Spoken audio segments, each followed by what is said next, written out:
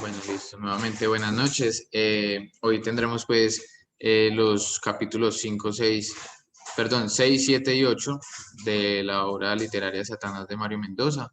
Tendremos pues temas relacionados con estos capítulos directamente y bueno, esperamos que sea de su agrado, que participen mucho para que pues esta sesión se haga mucho más amena y entre todos pues podamos compartir información relevante y bueno, hoy nos acompaña Paola Herrera y Lorena Bolívar, de nuestras líderes pues, del grupo y bueno, otra serie de personas que nos acompañan no por primera vez. Estamos muy contentos de que sigan asistiendo a estos encuentros. También por acá hay personas que no había visto antes. Bien, una bienvenida para ellos. Esperamos que les agrade este espacio y que sigan volviendo.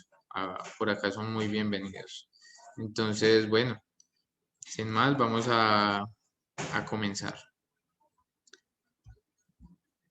Bueno, por acá tenemos entonces, como es costumbre, en las dos sesiones pasadas, también hablamos de algunos personajes que se hacen presentes en diferentes etapas y capítulos del libro. Y acá tenemos una primera, la adolescente. Entonces vamos a escuchar un poco sobre esta persona. Vale, así es. Buenas noches, chicos. Bueno, como lo mencionó Nicolás, esta vez tenemos dos personajes, pues, que se mencionan en algunos capítulos. Tomamos estos dos y los que han venido en nuestras sesiones anteriores han visto pues que hemos tomado varios personajes. Principalmente pues ya finalizaríamos hoy con estos dos, porque pues digamos se puede decir que son como ya entre los principales, ¿sí? Y bueno, entonces esta es una adolescente, nunca nos mencionan su nombre. Se dice que está poseída y trata de seducir al sacerdote Ernesto, ¿cierto? Asimismo, pues sabe muchas cosas del padre y él sin poder hacer nada, pues como que la, la omite, ¿sí? La evita muchísimo. Pero pues el caso se trata como de salir de las manos, ¿cierto? Por otro lado, vemos a Campo Elías. Nico, si me colaboras ahí. Bueno, entonces, Campo Elías es un ex soldado de los Estados Unidos, quien años después de la guerra de su única dedicación es dar clases privadas de inglés. Este personaje habita con su madre, quien siente odio de quien siente odio y desprecio debido a que eh, pues tiene una vida fracasada.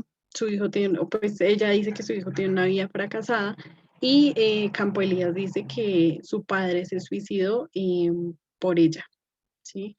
Y bueno, adicional a eso, como se ve en la novela, este padre, este, este hombre es odiado por muchas personas, ¿sí? Incluyendo pues a las personas que habitan con él.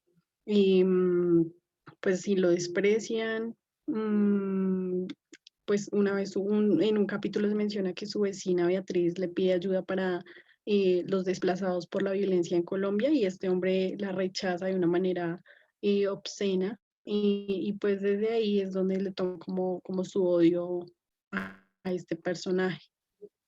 Y bueno, intenta contratar unos asesinos para que maten a su madre, pero pues el precio que ellos le exigen es muy alto y él lo rechaza, ¿sí? A pesar de que este personaje es ateo, va a una iglesia y se reúne con el padre Ernesto. Y finalmente, eh, pues pasa la hazaña principal, que la mencionaremos el próximo capítulo, la próxima sesión.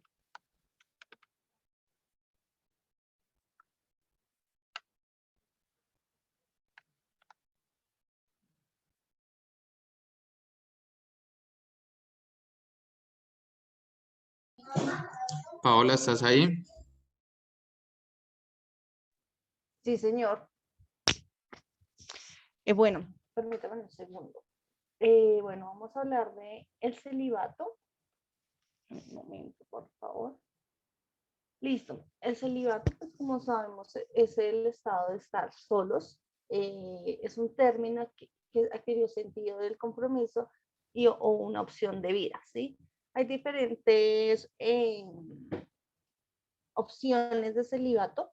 La que más conocemos es de la opción que tienen los religiosos. Uno de ellos son los sacerdotes y las monjas católicas, los monjes budistas y entre otras religiones, no solamente la católica. Otro es la filosófica, como la opción de Platón para el estado del celibatal, y otro que es la social, como se presenta a quienes optan por dicho estado como una opción de vida. La más común, como les acabo de nombrar, o la que más conocemos, pues es la de la Iglesia Católica o el mundo occidental contemporáneo. Como les dije, bueno, los budistas, hay otros pensadores, escritores y artistas que también adoptan una vida célibe, pero pues esto no es tan significativo como lo que son la parte religiosa. ¿Listo? Continúas, la diapositiva, Nico, por favor.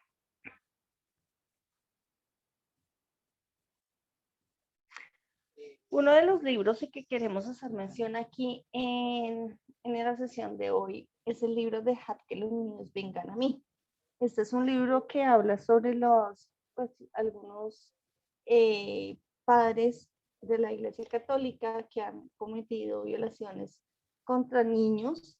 Pues esto ha sido totalmente tachado en la sociedad, obviamente, pero pues que este libro no es una novela, no es un cuento, es un libro de estudios periodísticos realizado por Juan Pablo Barrientos, en donde duró 3 años investigando sobre todo este pues, flagelo que hay en este momento en la religión católica.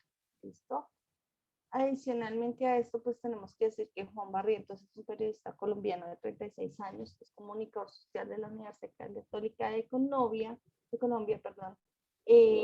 estudió periodismo electrónico, es un manager de estudios latinoamericanos de la Universidad de Georgia, Premio Nacional de Periodismo Simón Bolívar en el 2018, a la investigación en radio, como con pues este libro, Dejar que los niños vengan a mí. Adicionalmente a esto tiene un premio de Círculo de Periodismo de Bogotá por el manejo que le dio a la investigación de la comunidad del anillo.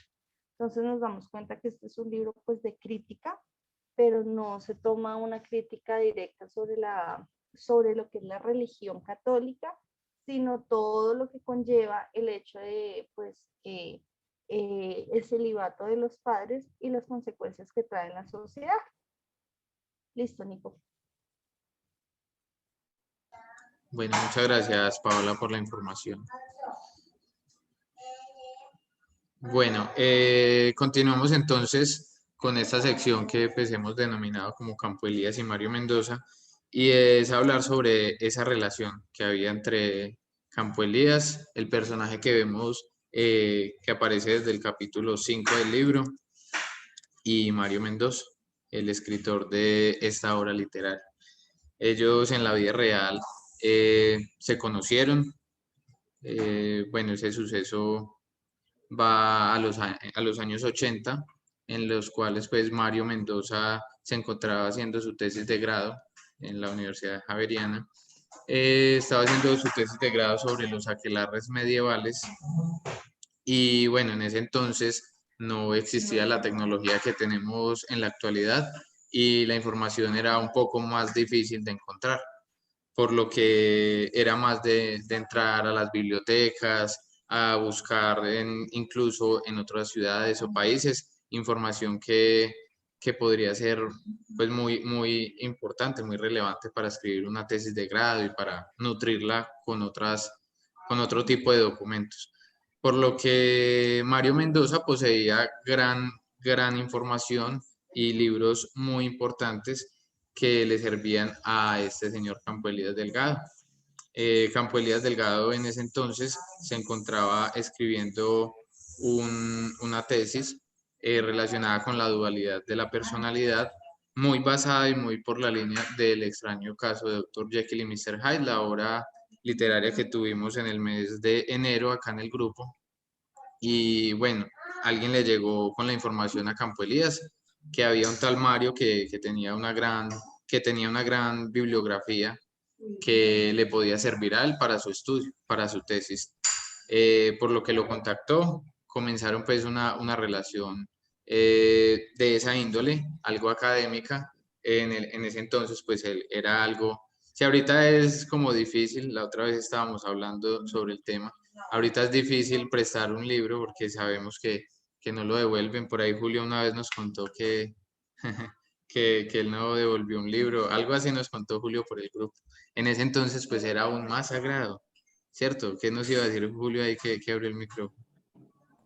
No, no, que no se sabe quién es menos avispado, si el que lo presta o el que lo devuelve. Exacto, exacto. Y eso siendo en la actualidad que es mucho más fácil tener acceso a un libro, ¿cierto? Ya sea en una librería en el centro o en una librería online, en algo como Buscalibre, que es algo que tenemos tan a la mano y tan fácil. En ese entonces era muy difícil. Y bueno, Campo Elías lo que hizo fue fotocopiar los libros que Mario en ese entonces no le prestó, ya luego comenzó a darle libros, pues la relación fue como tomando más forma de una amistad y de esa forma se conocen Campo Elías y Mario Mendoza, compartiendo pues este tema académico y literario. Más adelante ocurren otros hechos que ya les estaremos contando en nuestra última sesión, que es la de la semana que viene. Continuamos entonces por acá con el desenlace de cada uno de los personajes.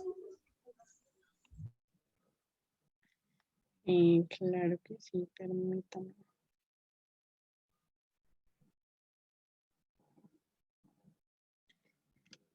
Vale, el desenlace de los personajes. Ante esto es como la socialización, ¿sí? Como lo hemos venido manejando. Y es la confesión que tuvo María eh, con el padre Ernesto acerca de lo que ocurrió, ¿cierto? De la violación, pues sí, le contó toda la historia de la violación, la venganza que tomó por sus propias manos. Y pues me gustaría conocer la opinión de ustedes ante esta situación, ¿sí? ¿Creen que fue como algo correcto tomar esta decisión de tomar justicia por mano propia?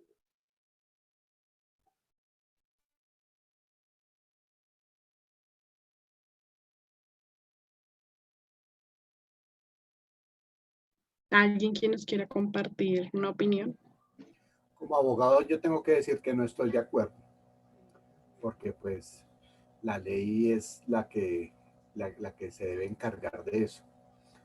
Hace parte del contrato social del que hablaba, creo que era Montesquieu, ya ni me acuerdo, que decía que uno le cede su libertad al Estado para que el Estado la administre. Entonces, si alguien me infiere me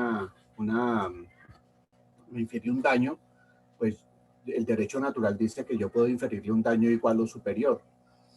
Entonces, pero ya con el contrato social como gente civilizada, pues ya tomarse la justicia por la propia mano no es dable en una sociedad civilizada, valga la redundancia.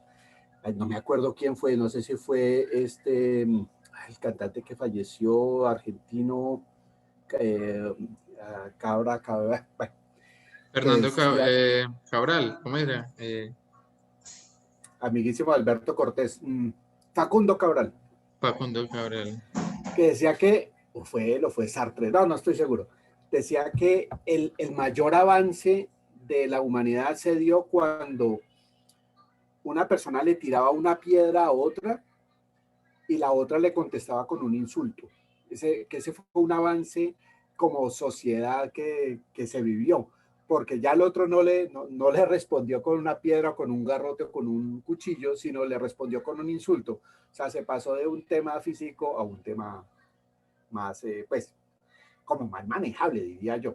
Pero tomarse la justicia por propia mano es iniciar una cadena o esto cuando estos juegos de dominó que una ficha le pega a la otra y es exactamente igual. Entonces este me ofendió, yo lo ofendo, este me ofendió, yo lo ofendo hasta que me muero y le heredo ese odio a mis hijos y se convierte en una cadena sin fin.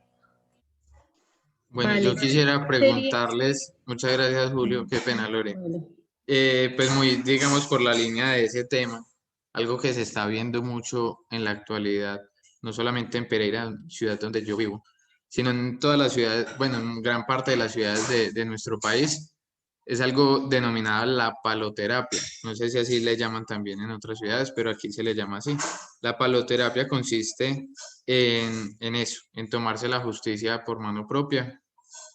Es como lo veo yo, como la consecuencia de, de, de la justicia colombiana tan paupérrima que tenemos, en la que un ladrón puede que lo cojan porque me roba el celular, pero pues al otro día ya está afuera, o en muchos casos, en estos días salió un video de una fiscal que no quiere recibir un ladrón por un robo del celular. Dice, no, eso es algo que no es importante, ¿no?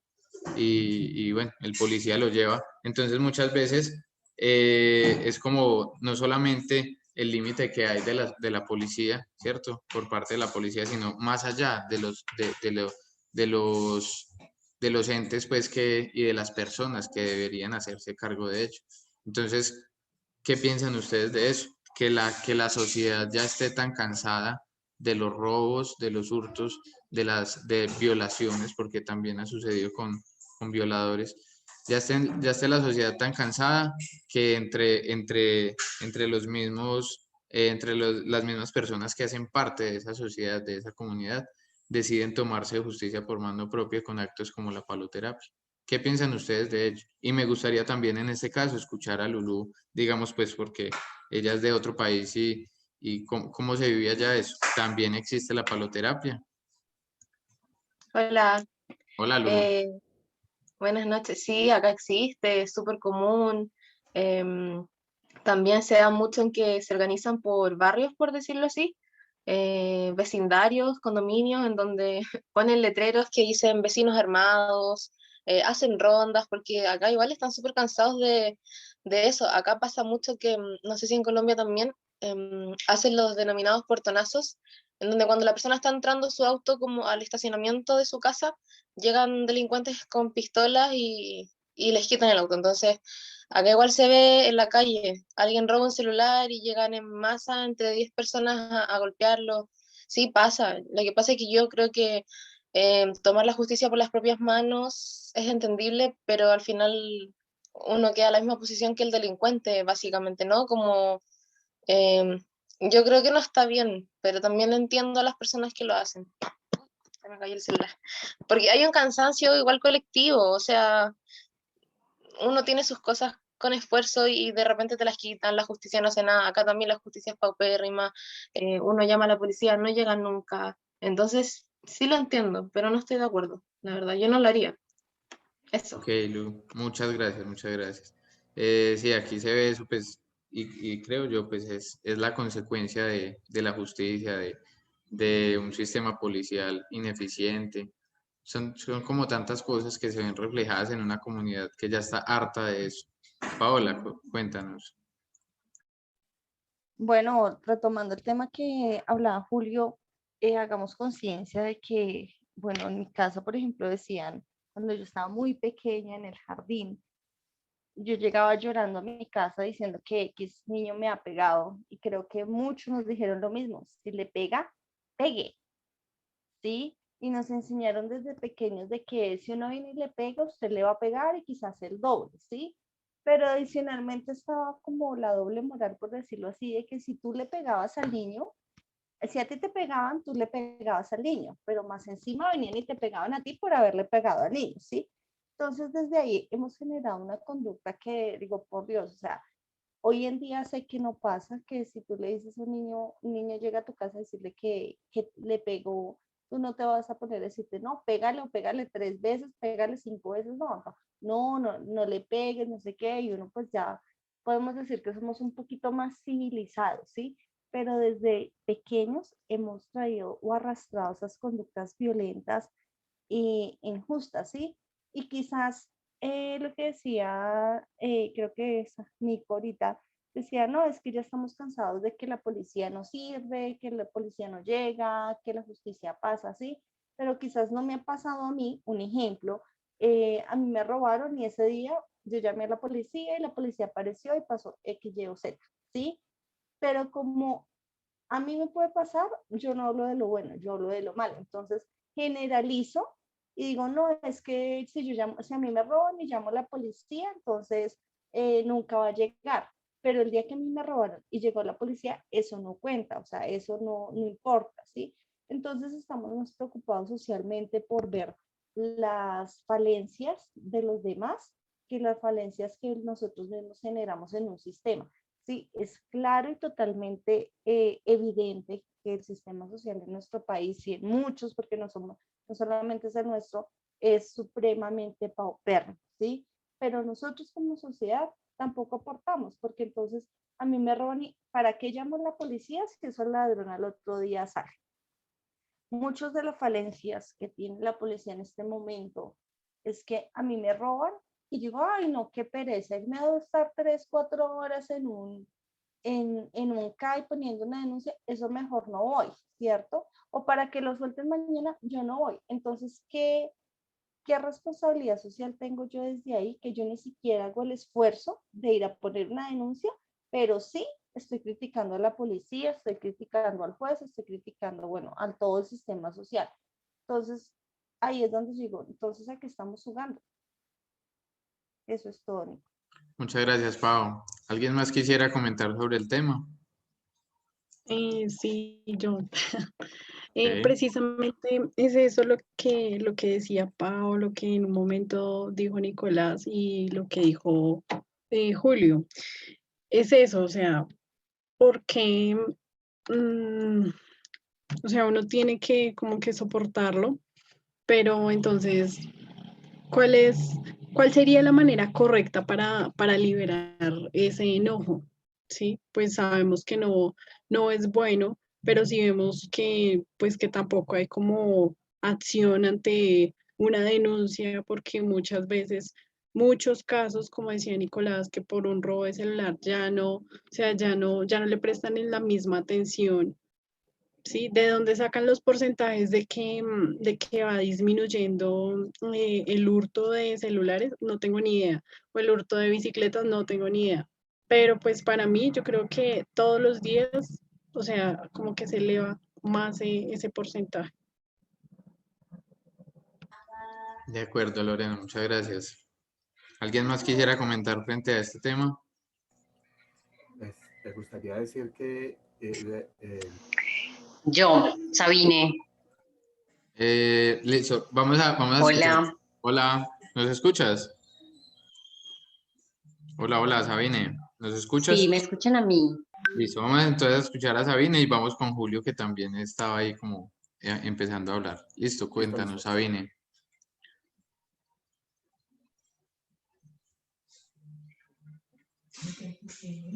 Bueno, yo siento que este tema mucho con la espiritualidad, con el asunto del vacío, del miedo, pues de la angustia, ¿cierto? Cada una de las historias que iban contando y que iban narrando, que se iban narrando, encontrando, incluso en uno de los capítulos, el círculo, ¿cierto? Donde siempre hay un problema, donde siempre hay ese desequilibrio. Entonces pensaba como en eso, ¿cierto? Siempre estamos como en un desequilibrio, digamos, pues mental, psicológico, donde no tenemos como una fuerza. En los pueblos indígenas, yo pues pertenezco a un pueblo indígena y el asunto de la espiritualidad es muy importante. Entonces pensaba estas historias, este relato de ella y de Elías, me llevaba como a mirar el origen, ¿cierto? El origen y cómo luego uno resolver pues esa situación, si realmente la solución era asesinar o si era, no sé, ir a buscar al sacerdote, que ahí veía yo como que el equilibrio entre esas historias, ¿cierto? Y me llevaba mucho pues a pensar como en lo espiritual, espiritual pensado más como ese equilibrio, ¿cierto? Ese es pues como el aporte. Vale, Sabine, muchas gracias. Gracias. Bueno, escuchamos ahora a Julio. Bueno, lo que yo voy a decir de pronto es, bueno, como muy largo, como siempre, pero preguntaban que cómo hace una persona, o sea, cómo descarga uno esa frustración y esa rabia que le da a uno ese tipo de injusticias. Y nos toca remitirnos a lo que somos nosotros como sociedad. Nosotros, primero, somos una sociedad que somos muy dados al facilismo. Bueno, cuando digo nosotros, me refiero como a la gran masa de personas, a lo que somos como nación. Y permitimos que lleguen al poder personas que no tienen las calidades morales para ejercer. Esas personas nombran bajo su autoridad a otras personas que nombran a otros, que nombran a otros, que terminan nombrando a la policía. Entonces, cuando no hay controles, cuando no hay políticas claras, es cuando pasa eso, que uno llega a una estación de policía y no le resuelven absolutamente nada. Entonces, es porque el policía está buscando cómo es su negocio. El policía lo que quiere es que le den un positivo para él ponerlo en su hoja de vida y poder calificar para el aumento, para el ascenso, etcétera. O sea, no hay una vocación de servicio. Y eso es debido a que a nosotros, como sociedad, no nos interesa el que está al lado. Lo que las personas cristianas llaman el prójimo, o sea, el próximo, el que está al lado, mi familia, la gente, la gente a quien yo debo servir y amar y colaborar. Entonces, mientras esa conciencia de que nosotros necesitamos cambiar individualmente para poder cambiar como sociedad, no va a pasar nada. Estos procesos ya los han vivido en Japón, los han vivido en Europa, muchos países donde había mucha corrupción y hoy en día son modelos de progreso porque han logrado controlarlo. ¿Y cómo lo han controlado? Porque han cambiado como sociedad. O sea, los valores ya no es yo el más vivo ni el más fuerte, sino es el interés en la colectividad. Porque una persona en Europa no se mete o no se parquea en doble línea en una vía porque sabe que va a generar un trancón. Y él sabe que generar trancones es terrible. Entonces él no lo hace por eso, porque él sabe que el de atrás va a tener ese problema. Pero nosotros nos creemos como vivos, como inteligentes, es que usted no sabe quién soy yo. Entonces, el tema es que nosotros necesitamos generar un cambio y nosotros tenemos que convertirnos en el ciudadano que queremos que los demás sean. En nuestro trabajo ser tan buenos como nosotros queremos que la policía sea. Entonces, yo pienso que eso no tiene remedio, salvo el psicólogo o ya en últimas el psiquiatra, que nos colabore como con manejar esas cosas, porque por lo demás, hasta que no se dé un cambio en nosotros, que nos despertemos como sociedad, vamos a estar en el mismo lugar. Muchas gracias, Julio. Y muchas gracias a todos. Muy enriquecedores sus aportes. Bueno, muy bien, muchas gracias. Vamos a continuar entonces con el siguiente personaje, el siguiente desenlace. Vale. Bueno, continuamos con Andrés. Y bueno, dice la decisión de Andrés. Entonces, esto también es una pregunta y es como, ¿creen que realmente fue un acto suicida lo que hizo Andrés al tener relaciones con Angélica sabiendo que pues ella estaba contagiada? ¿O cómo lo ven ustedes? ¿Como un acto, no sé, de amor? ¿Cómo lo ven ustedes?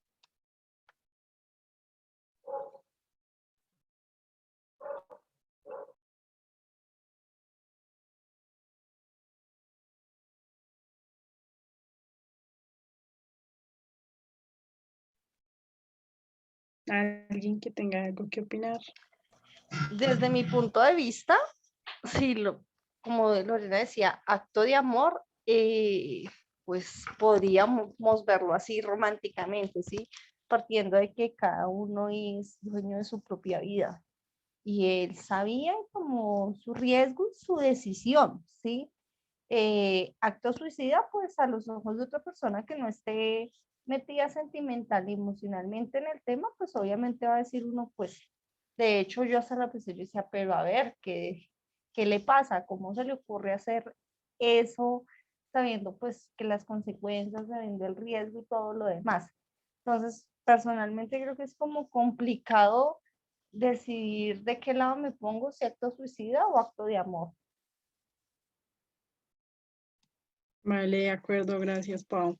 Sí, y ante lo que decías es algo confuso, ¿no? Porque primero ellos pues tuvieron su relación, pero luego de eso, él se cuestionó muchísimo o sea, y se puso a pensar muchísimo más allá, como con cuántos hombres había estado Angélica, que si le mintió en toda la relación, que si mientras estaba con él, pues tenía relaciones con otros hombres. Entonces, es un tema como, no sé, para mí es o sea, como ya pensar después de haber hecho lo que hizo. Entonces, no sé. Vamos a escuchar Lu, a, tienes la vamos a palabra. escuchar a Lu. Lu va a intervenir. Gracias. Yo en realidad no sé si interpreté, bueno, creo que no sé, no hay una interpretación como correcta del libro, cada uno le da la suya, pero yo creo que lo que tenían ellos dos no era amor, sino que tal vez una dependencia emocional, posesión también, muchos celos entre medio. Yo creo que más que nada un acto suicida, como dicen muchas personas que cada persona se mata a su manera, con distintas cosas, con drogas, alcohol o llevando una vida súper al límite. Yo creo que fue eso. No, no lo veo como amor en realidad el hacer lo que hizo este personaje. Eso, no sé si tengo más que agregar, la verdad. Vale, vale, gracias por tu Gracias. opinión.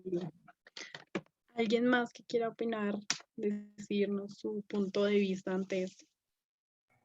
Adhiero a lo que dice Lulu, pero también quiero complementarle que hay una carga alta de culpa, que él debe sentirse culpable porque en últimas, tal vez sin quererlo la empujó y pues bueno, la dependencia a la que hablaron hace un momento puede manifestarse ahí, pero a mí me parece que hay un alto contenido de culpa. Vale, vale, gracias por la opinión. ¿Alguien más que quiera comentar algo?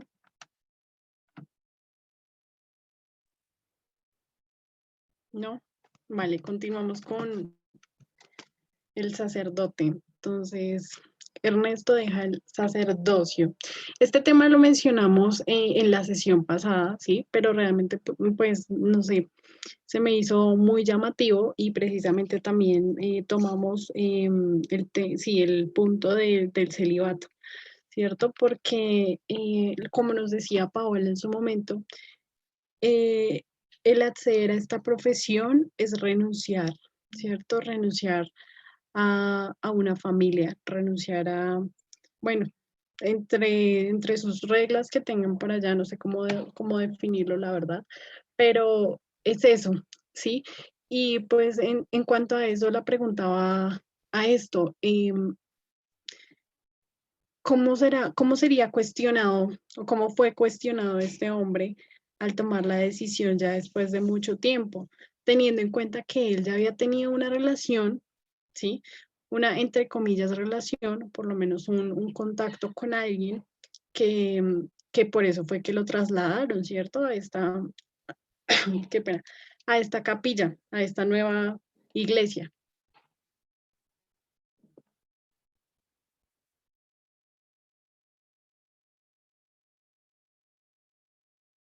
¿Y cuál fue la pregunta?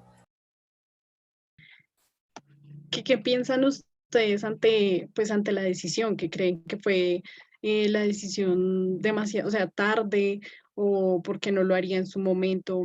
si él ya había tenido una relación y dudó de esa profesión, ¿por qué no retirarse en ese momento cuando él como que vio que realmente no era por ahí, que tenía la oportunidad de enamorarse no de su Dios, sino de alguien más?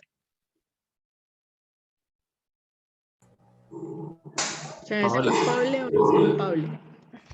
Desde mi punto de vista, creo que no es tarde. O sea, hay muchas cosas que hacemos en la vida que no es tarde, y como dicen por ahí, es mejor tarde que nunca, ¿sí? Desde el punto de vista no religioso, eh, pues está al fin y al cabo haciendo lo que él quiere, lo que hace feliz, y toma esa decisión. ¿Para qué? Para no seguir dañando a nadie, ¿sí? O bueno, si estaba enamorado y su religión no se lo permite, pues entonces me salgo de la religión, pero no quiere decir con esto que se vaya a alejar de Dios o que, bueno, depende de lo que él tome su religión, ¿sí? Adicionalmente a eso, muchas veces no se toman las decisiones, son unas buenas decisiones, no porque uno no quiera, sino porque estamos acostumbrados a pensar en el qué dirán, ¿sí? Y él como sacerdote no dijo, no, ¿será que Dios se va a poner bravo conmigo si dejo la religión y me voy a hacer una familia? No, él no pensó en Dios, él piensa es qué van a decir, qué va a decir la sociedad, qué van a pensar de mí, y eso es lo que muchas veces tememos para tomar las propias decisiones, no que el qué dirán, y al final pues las únicas consecuencias son de nosotros, no de la sociedad. Eh, el Dios de católico, budista, llámese como se llame, de la religión que se llame, como lo queramos llamar, vida, bueno, como cada uno le tenga su nombre o su religión, yo pienso que al final eh, él está buscando, o estamos buscando todos lo mismo, o sea, ser buenos seres humanos, no hacerle daño a nadie, llámese la religión que se llame. Entonces, nosotros mismos reprochando una religión y reprochando los actos que él hizo, de que porque se enamoró siendo sacerdote, es los que somos los primeros en que empezamos como a demarcar si está bueno o está malo, está bien o está mal, perdón, lo que están haciendo. Pienso que, como les dije al principio, es mejor tomar la decisión tarde, pero tomarla, y no que se hubiese muerto ocultando una vida y quizás ni siquiera siendo feliz. Gracias.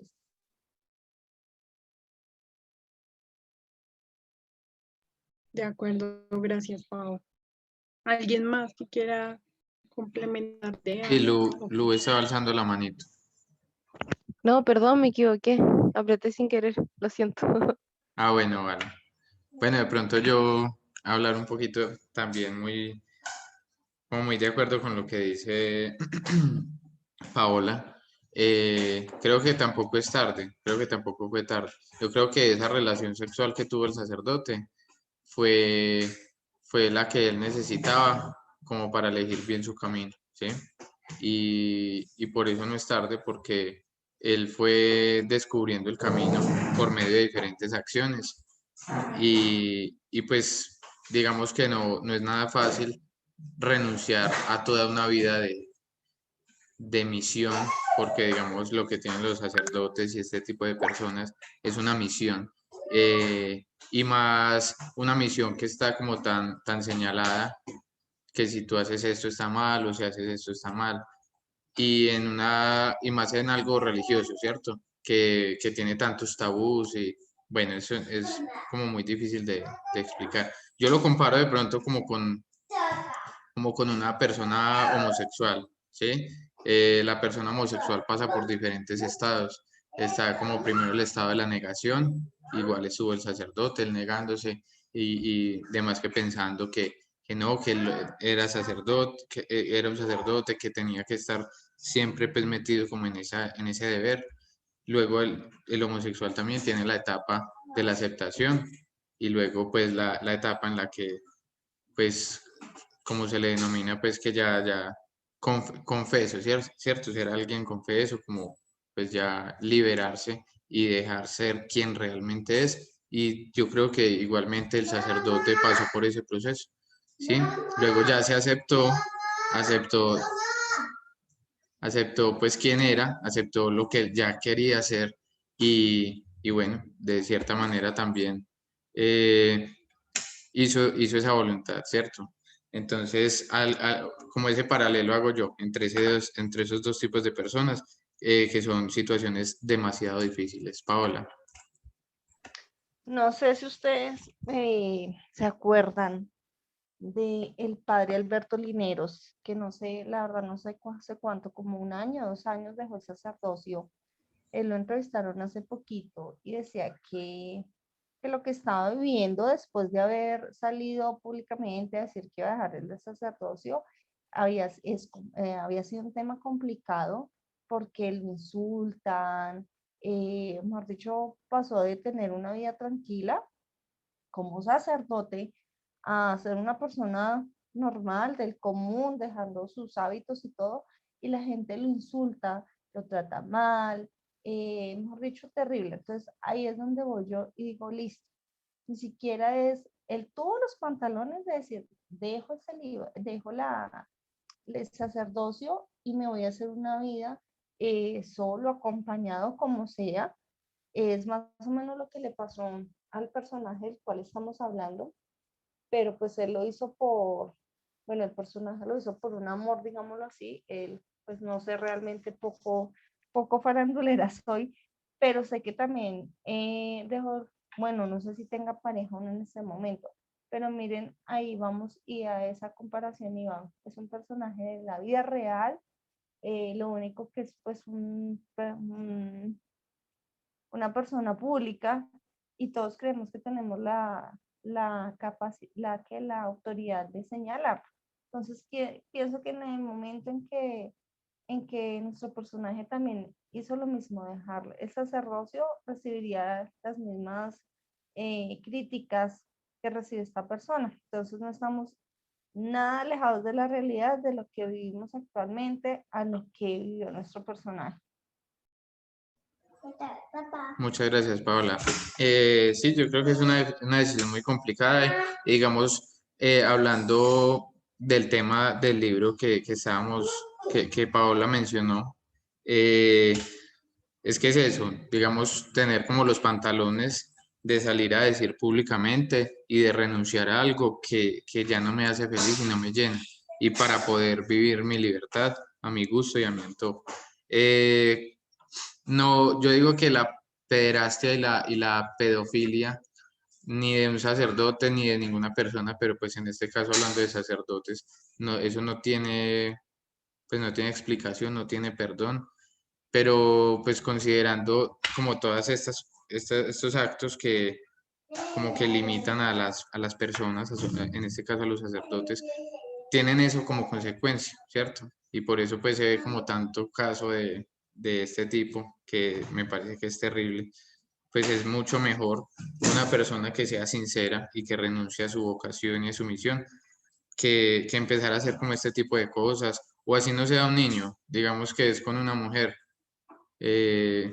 adulta, ¿cierto? Pero igual va a estar siempre señalado, ay, el padre tiene mujer. Entonces, yo aplaudo ese acto, ¿cierto? Si no es tu misión, si no es tu vocación, renuncia a ella y vive tu vida a tu antojo y con los gustos y sin los límites que te atan.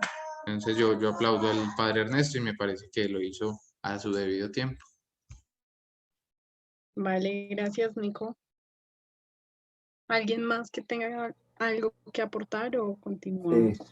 Sí, a mí me gustaría decir que un sacerdote o una persona que deja el celibato para dejar de amar a una persona que no ve, que no está presente, para entregarle su amor de verdad, en este caso a una mujer, merece, o sea, llega realmente a conocer lo que es el amor.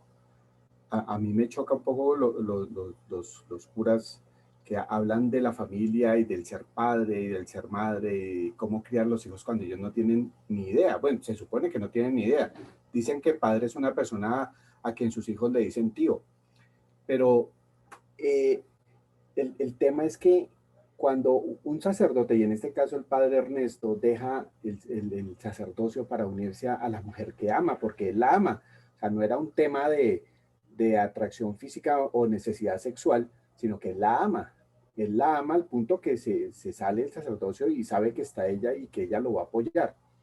Entonces, a mí me parece que en vez de ese amor, y con todo respeto para las personas que son creyentes, ese amor que le profesa a una imagen o a una idea o a una convicción muy profunda, muy sincera tal vez, no es lo mismo que entregárselo a una mujer y que como producto de ese amor vengan unos hijos y venga una familia y venga detrás la materialización real del amor, porque las relaciones sexuales pues se crearon para manifestar ese amor, que allá la sociedad lo convierte en un tema, en una mercancía, es otra cosa, pero cuando tenemos nuestra familia y nos preocupamos por nuestros hijos o queremos tener hijos o queremos verlos grandes, queremos verlos exitosos, más exitosos que nosotros, eso es el amor real o el amor que tiene un hijo hacia su padre, es la materialización del amor. Mientras tanto, pues sí, puede haber una intención muy bella de querer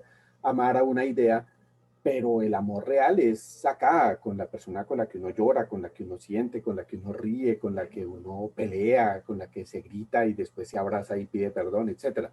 Ahí es cuando el amor adquiere sentido. Y no, pues, yo no tengo relaciones sexuales porque te amo, Dios, pero es que eso a mí no me sirve de nada. O sea, el amor tiene que ser para algo. Y bueno, esa sería mi opinión. Muchas gracias, Julio. Me gusta mucho su intervención y pues se nota que es papá. Yo también pues ya he experimentado ese tipo de cosas y digamos renunciar de un amor por un amor de padre, un amor de madre, no tiene precio y no tiene comparación con nada. Muchas gracias. Paola.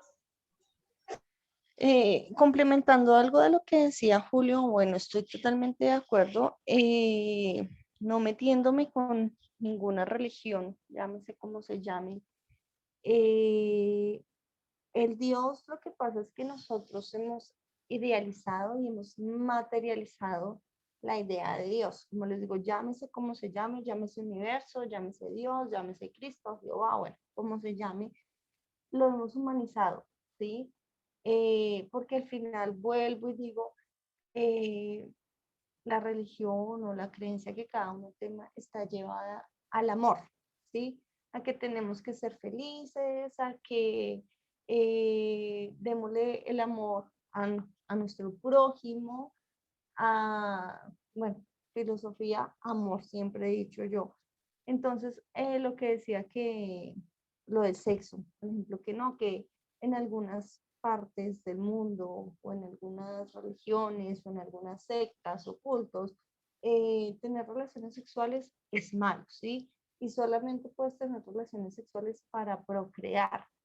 Pregunto yo, listo, está bien, pero ustedes que son papás, Nicolás, y me imagino que Julio y muchos más que deben estar en el grupo,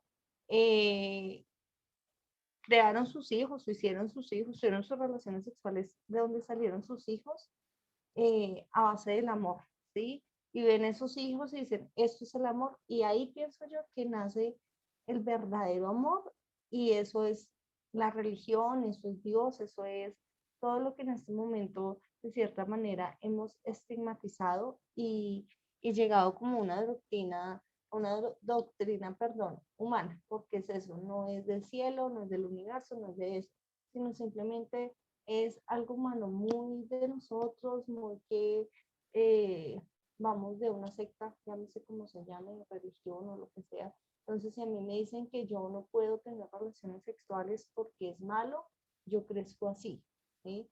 Pero si a mí me dijeran, no, es que usted puede tener relaciones sexuales, puede tener 2 familias o 3 familias, para mí no sería mal, simplemente sería algo normal. Entonces volvemos al cuento del personaje y el cura, o sea, la religión X, Y o Z dice que no puede tener relaciones sexuales, que no puede ser feliz no puede formar una familia. Entonces yo cómo voy a hacer para saber o hablar de familia cuando no la tengo. Eso es todo. Muchas gracias, Paola. Muchas gracias entonces a todos por su intervención en estos personajes. Bueno, muy bien. Por acá entonces les comento que dentro de 8 días tendremos nuestra última sesión del mes de febrero y la última sesión que estará basada en el libro de Satanás de Mario Mendoza. Para esta sesión tenemos un invitado especial. Él es Sebastián Camelo, la persona que ven en pantalla. Es escritor y creador de contenido en diferentes plataformas como Spotify, en donde tiene pues un canal en el cual hace podcast. Lo encuentran pues como Un Día de Furia, así se llama su canal. Y es escritor, tiene 2 libros y está pues cercano a sacar su tercer libro. Es cuestión de 2, 3 meses más o menos. Y va muy por la línea de los asesinos, ¿sí? De contar como la historia de los asesinos, de como ese tipo de literatura, la cual va muy de la mano pues con nuestra obra literaria Satanás. Y en su canal de Spotify tiene un podcast de la masacre de Poseto, la cual ven a su derecha. Entonces, es una persona pues con mucho conocimiento sobre el tema, es una persona que se ha adaptado bastante pues para hablar de las diferentes temáticas y diferentes situaciones que han ocurrido y él toca pues en sus canales. Entonces están cordialmente invitados, de verdad que no falten, no solamente por Sebastián, sino por lo que se viene en el libro, que son los capítulos 9 y 10, por el final del libro, por todos los temas que vamos a tocar, por todas las intervenciones que vamos a tener. De verdad que va a ser una sesión muy, muy, muy enriquecedora y llena de intervenciones. Yo estoy seguro que sí. Entonces los invitamos. Y pues además por Sebastián, de verdad que les va a encantar. Es, Nico, mejor dicho, además que lleno de... ¿Sí? es importante contarles que, bueno, nosotros ya hablamos con él en días pasados y nos contó que la escritura que él hace o todos sus libros inicialmente fue influenciado por Mario Mendoza. Él, antes de comenzar a lanzar su libro, lo escribió Mario Mendoza y Mario fue una de las personas que lo ayudó y lo influenció para hacer todo el camino que ya lleva recorrido hasta hoy. Y en su primer libro hace una anotación a Campo Elías. Entonces, súper interesante, como decía Nicolás, rico que nos acompañe en la otra sesión, teniendo en cuenta que él también va a contar pues algo de lo que les está, pues acabo de decir, de su influencia, no solamente en la literatura que nos gusta a todos, sino que su influencia también desde Mario Mendoza al día de hoy. Así es. Invitadísimos todos, por favor, no falten ese día que va a estar, mejor dicho, muy, muy interesante. Entonces los esperamos. Antes de terminar, no sé si alguien quiere hacer algún aporte más, quiere socializar algún otro tipo de tema, información del libro o, bueno, quiere decir cualquier cosita. Que Quiero sería poner. rico, perdón Julio que te interrumpa, No, dale, que dale. sería bueno que puedan escuchar el podcast para la próxima sesión. E igual lo vamos a, no sé si Nico tenga por ahí el link o lo pongamos en En el las redes grupo. sociales. Con eso pues también no solamente vemos lo que sucedió o el final que vamos a tener en el libro, sino pues la perspectiva de él y desde el punto de vista que nos puede dar. Sí, así es. Igual les voy a compartir los links. Él tiene pues página en internet, tiene canal de YouTube, tiene canal en Spotify y también pues una cuenta de Instagram donde sube contenido también muy interesante. Entonces les voy a compartir por el grupo esos links. Escuchamos a Julio. No, iba a decir que ya lo agregué a mi biblioteca de Spotify. Yo no he podido decir Spotify bien. Ya lo agregué a la biblioteca, sí, es muy interesante. Tiene 2 ¿Y canales qué? en realidad. Tiene 2 Ah, canales. ok. Uno es Un Día de Furia y el otro no recuerdo cómo se llama. ¿Te No, acuerdas, solo salió Paula? uno Espérate que yo- en la búsqueda que lo puse como Sebastián Camelo y solo apareció Ujú. Un Día de Furia. No, ya te digo porque Tiene dos canales. Espérame un momento que yo por aquí lo Pero tengo igual, acá. Julio, ahí puede encontrar pues diferentes. Este es más como por el lado de las matanzas y las masacres. Entonces puede escuchar contenido muy, muy interesante, de todo un poco. Muy Él interesante, es muy chévere. periodista. No, No, en realidad él estudió artes. Él estudió artes, pero pues como pasión siempre pues le gustaba como la escritura. Entonces se fue como por esa nota de línea. interés, en la página él tiene una página web de él que se llama Sebastián Camelo. Ahí habla de los podcasts, de los libros, de la vida de él. Es súper interesante la página de él para que entren y chismoseen un poquito, lo conozcan más. Igualmente, pues el día de la sesión, él va a estar presentándose y va a estar, bueno, hablando un poco de lo que hace, pero igual si pueden ir mirando cosas, sería chévere por si de una vez pues traen preguntas a la sesión y de esa manera se vuelve un conversatorio muy interesante. Ujú. Qué bien, muchas gracias. Muy buena la referencia. Listo, Julio, con gusto. ¿Alguien más quiere decir algo antes de finalizar? Vale, muchas gracias. Listo, bueno, Julio, te debo el nombre del podcast. Ahorita te lo dejo en Serialmente se llama el otro. serialmente, Serialmente. serialmente. Ok. Ya no te debo nada, Julio. Ah, bueno. Este de serialmente es más como el hablando, ¿sí? Como contando una historia.